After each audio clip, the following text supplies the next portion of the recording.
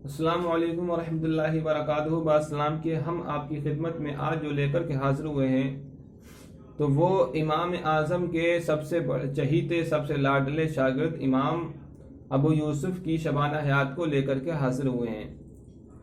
دیکھیے، شبانہ حیات امام ابو یوسف کی یہ ہے، آپ کی ولادت 113 ہجری میں ہوئی اور آپ کی وفات 182 ہجری میں ہوئی۔ آپ کی کل عمر آپ کی 69 سال ہوئی۔ آپ کا نام امام ابو یوسف کا نسب نامہ یہ ہے یعقوب بن ابراہیم بن حبیب، اور آپ کا حقیقی نام جو تھا یعقوب تھا۔ والد کا نام ابراہیم، کنیت ابو یوسف۔ آپ کا وطن کوفہ تھا۔ آپ کہاں پیدا ہوئے؟ کوفہ، جہاں پر امام اعظم پیدا ہوئے ہیں۔ حضرت سعد انصاری صحابی تھے۔ ان کی ماں حدبتہ بنت مالک بنی عمر بن عوف کے قبیلے سے تھیں۔ یہ ماں کی نسبت سے زیادہ مشہور ہیں، یعنی آپ کی جو ماں تھیں وہ حضرت عمر بن عوف جو صحابی رسول ہیں، جلیل القدر صحابی ہیں، ان کی قبیلے سے آپ تھیں۔ اب طالب علمی کا زمانہ بہت ہی زیادہ آپ کا انوکھا زمانہ ہے۔ دیکھیے، طالب علم کے زمانے میں آپ کو پڑھنے کا بہت شوق تھا، لیکن آپ کے والدین آپ کو پڑھانا نہیں چاہتے تھے، بلکہ آپ کے والدین یہ چاہتے تھے کوئی آپ پیشے کو پکڑ لیں، کوئی آپ ہنر سیکھ لیں جس سے 2 پیسہ کمایا جائے۔ لیکن امام ابو یوسف یہ چاہتے تھے کہ میں امام صاحب امام اعظم کی بارگاہ میں حاضری دوں اور خوب زیادہ دل و جان سے علم حاصل کروں، لیکن آپ کے والد محترم جو تھے وہ یہ نہیں چاہتے تھے۔ ایک مرتبہ امام صاحب کی بارگاہ میں آپ بیٹھ گئے، لیکن آپ کے والد محترم وہاں سے کان پکڑ کر کو اٹھا کر کے لے آئے اور کہنے لگے، دیکھو بیٹا، یہ امام اعظم جو ہیں، امام ابو حنیفہ، یہ اپنے وقت کے بہت بڑے تاجر ہیں، منڈی کے مالک ہیں، ان کے گھریلو حالات ٹھیک ٹھاک ہیں، تم ان کے پیروں میں پیر نہیں ڈال سکتے، تم ایسا کرو، تم کوئی پیشہ سیکھ لو۔ لیکن جب امام اعظم کو جب یہ بات پتہ چلی، کیونکہ 2-3 دن آپ پڑھنے نہیں گئے، تو امام اعظم نے آپ کو دریافت کیا کہ امام جو ہے ابو یوسف یعقوب کیوں نہیں آئے؟ تو انہوں نے کہا کہ وہ مفلسی کی وجہ سے نہیں آئے ہیں، ان کے والد پڑھانا نہیں چاہتے ہیں، وہ ان کے والد جو ہیں کام کرانا چاہتے ہیں۔ جس طریقے سے آج ہمارے ماحول میں دیکھ لیں، جو بچے پڑھنا چاہتے ہیں ان کے والدین نہیں پڑھنے دیتے ہیں، اور جو بچے نہیں پڑھنا چاہتے ہیں ان کے والدین جبراً ان کو پڑھاتے ہیں۔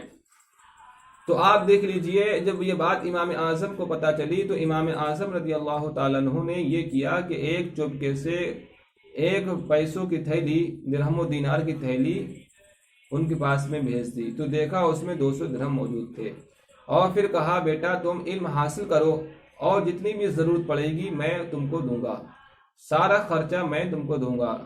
تو یہاں سے پتہ یہ چلتا ہے کہ اساتذہ بھی اپنے تلامذہ سے محبت کرتے ہیں، مگر انہی تلامذہ سے محبت کرتے ہیں جو کہ حقیقت میں پڑھنے والے ہوتے ہیں، اور جو کہ بڑھنے والے یا پڑھے رہنے والے نہیں ہوتے ہیں۔ تو امام صاحب نے کیا کیا؟ امام صاحب نے کیا، یہ ان کو ہر ماہ پیسہ دے دیا کرتے تھے۔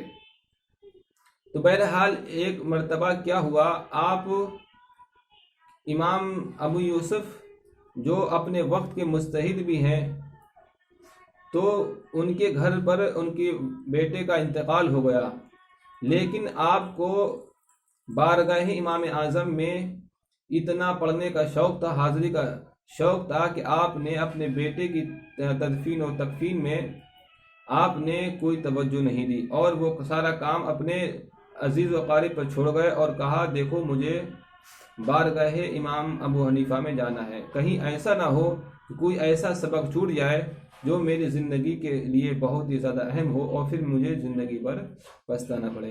یہاں سے یہ بھی پتہ چلتا ہے کہ امام ابو یوسف نے ہم کو یہ بھی درس دیا کہ امام اپنے استاذ کی ہر سبق کو سننا چاہیے، اور چاہے سبق وہ استاذ آئے یا نہیں آئے، لیکن ہم تلامذہ کو ضروری درسگاہ میں حاضری دینا چاہیے۔ اب دیکھ لیجیے، آپ کی جو علمی فضیلت ہے، وہ علمی فضیلت یہ ہے کہ آپ کو جو احادیث مبارکہ، آپ کا جو قوت حافظہ تھا بہت ہی زیادہ مضبوط تھا، آپ ایک ایک وقت میں 100 حدیثیں کسی مجتہدین کے پاس آپ بیٹھ گئے، محدث کے پاس، تو ایک وقت میں آپ 100-200 حدیثیں یاد کر لیا کرتے تھے۔ اسی لیے آپ کو حافظ کا درجہ، ایک حافظ کا درجہ جو محدث سے بڑا ہوتا ہے، حاکم سے بھی بڑا ہوتا ہے، تو وہ مرتبے پر آپ فائز تھے۔ طلحہ بن محمد نے کہا کہ ان کا حال مشہور و معروف اور فضل ظاہر ہے، اور اپنے زمانے کے سب سے بڑی فقیہ، اور ان کے زمانے میں ان سے بڑا فائق نہیں تھا۔ آپ کے زمانے میں سوائے امام اعظم کو چھوڑ کر کے ان سے بڑا آپ کے زمانے میں کوئی بھی فقیہ موجود نہیں تھا۔ حکم و ریاست و قدر اور علم و حلم میں انتہا کو پہنچے ہوئے تھے، اور وہ سب سے پہلے شخص ہیں جن سے امام ابو حنیفہ کے مذاہب پر اصول فقہ میں کتاب لکھی۔ یعنی آپ کا سب سے بڑا دینی کارنامہ یہ ہے کہ آپ نے اپنی ظاہری زندگی میں سب سے بڑا دینی کارنامہ یہ کیا ہے کہ جہاں پر امام اعظم امام ابو حنیفہ نعمان بن ثابت نے 5 لاکھ مسائل کا قرآن و حدیث سے استخراج و استنباط کیا، تو وہ سارے مسائل کو کتابی شکل میں اگر کسی نے کتابی شکل میں ان کو لایا ہے، ان کو لانے کا کام کیا ہے، تو وہ آپ کے شاگرد امام ابو یوسف نے کیا ہے۔ اسی لیے یہ آپ کا بہت بڑا کارنامہ ہے۔ اصول فقہ میں کتاب لکھی اور مسائل کا املا کرایا، اور امام ابو حنیفہ کے علم کو زمین پر پھیلایا، اور ان کے واقعات بہت ہیں، اور علماء نے ان عظمت اور فضل کے بارے میں بہت کچھ بیان کیا ہے۔ سمعانی نے الانصاف میں لکھا ہے کہ امام احمد سے منقول ہے کہ جب کسی مسئلے میں 3 حضرات کی رائے جمع ہو جائے تو پھر کسی کی مخالفت قابل التفات نہیں ہے۔ وہ 3 شخص کون ہیں؟ یعنی سمعانی نے الانصاف میں لکھا ہے کہ امام احمد سے منقول ہے، امام احمد جو مجتہد ہیں ان سے منقول ہے کہ جب کسی مسئلے میں 3 حضرات کی رائے جمع ہو جائے تو پھر کسی کی مخالفت قابل التفات نہیں۔ وہ کیسے؟ وہ آپ دیکھیے، تو پھر کسی کی مخالفت قابل التفات نہیں ہے۔ دریافت کیا گیا وہ کون لوگ ہیں، تو فرمایا ابو حنیفہ، امام ابو یوسف اور محمد بن حسن ہیں۔ یہ 3 شخص ایسے ہیں جب ان کی رائے ہو جاتی ہے کسی مسئلے پر تو اب چوتھی کی رائے لینے کی کوئی ضرورت نہیں ہے۔ اسی لیے کہ ابو حنیفہ قیاس کے بصیرت میں سب پر فوقیت رکھتے ہیں، اور ابو یوسف احادیث و آثار میں سب سے بڑے ہوئے ہیں، اور محمد عربیت کے امام ہیں۔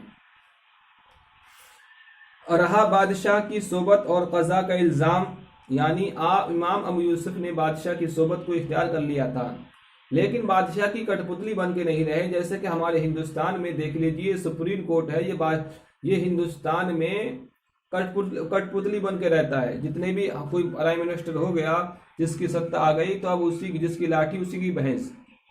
لیکن جتنے بھی ہمارے ہندوستان میں جتنے بھی یہ سمجھ لیجئے چیف جسٹس ہیں، یہ سب پرائم منسٹر کے اشارے پر کام کرتے ہیں، یہ رکھیل بن کے رہ گئے ہیں۔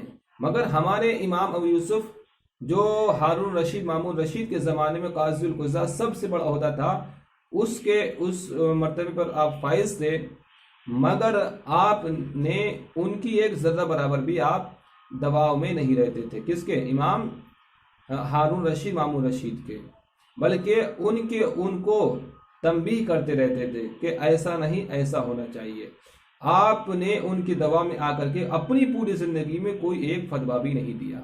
جس طریقے سے ہمارے ہندوستان میں چیف جسٹس ہوتا ہے، وہ دوا میں آ کر کے فتویٰ دے دیتا ہے۔ جیسے کہ بہت سارے ہندوستان میں جو حکم نافذ ہوا ہے، جو مقدمہ جو حکم آیا ہے بابری مسجد کا دیکھ لیجئے، اور ہمارے ہندوستان میں دھارا 370 دیکھ لیجئے، بہت سارے ایسے قانون اور نیم ہیں جو پاس کر دیے سپریم کورٹ نے، ہائی کورٹ نے، کہ جو نہیں کرنا چاہیے، مگر دباؤ میں آ کر۔ مگر ہمارے امام ابو یوسف نے مامون رشید کے، اگرچہ مامون رشید کی حکومت پوری 3 بر اعظم پر پھیلی ہوئی تھی، اس سے بڑی اس وقت ان کے سمے میں کوئی حکومت نہیں تھی زمین پر، مگر پھر بھی ان کے دباؤ میں آ کر کے آپ نے کوئی فتویٰ نہیں دیا۔